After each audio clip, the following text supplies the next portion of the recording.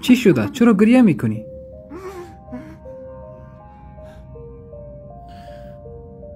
تباه شدیم. خورشید از مغرب طلوع کرده. و یوم تقوم الساعة یومئذ یتفرقون فأما الذی كيف بك أخي المسلم إذا بعت بالخسران وزلت رجلك عن الصراط ووقعت فيما يوم نقول لجهنم هل امتلأت وتقول هل من مزيد.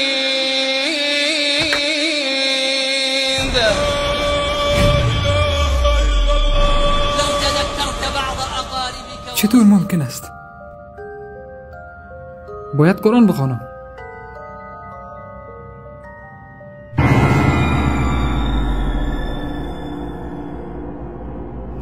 صفحات قرآن خالی است. بعض أقاربك وأصدقائك وقد من الله عليهم بدخول الجنة وزادك ذلك حسرة وأسى. نماز میخوانم.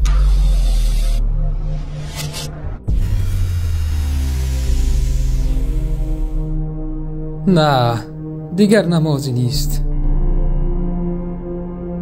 دیگر تلاوت قرآن وجود ندارد، چون درهای توبه برای من و تو و همه دنیا بسته شده است. قیامت شده است. یا الله. نه ذکر، نه یاد، نه استغفار، هیچ چیزی به حال من و تو سودی ندارد.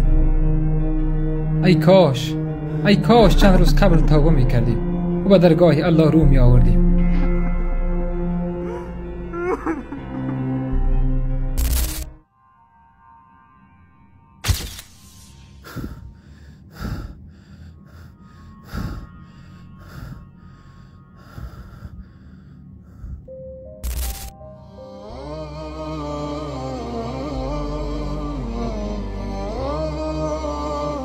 خیز ای بنده محروم و گنهکار بیا، یک شب ای خفته غفلت زده بیدار بیا.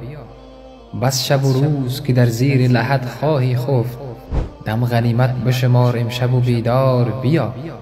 شب فیض است و در توبه و رحمت باز است، خیز ای عبد پشیمان و خطاکار بیا.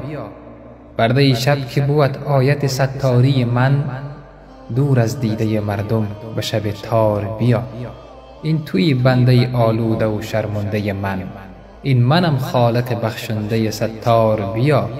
مگشا دست نیازت به عطای دیگران، دل به من بسته و بگسسته ز اغیار بیا. فرصت از دست مدی میگذرد این لحظات، منشین غافل و بی حاصل و بیکار بیا.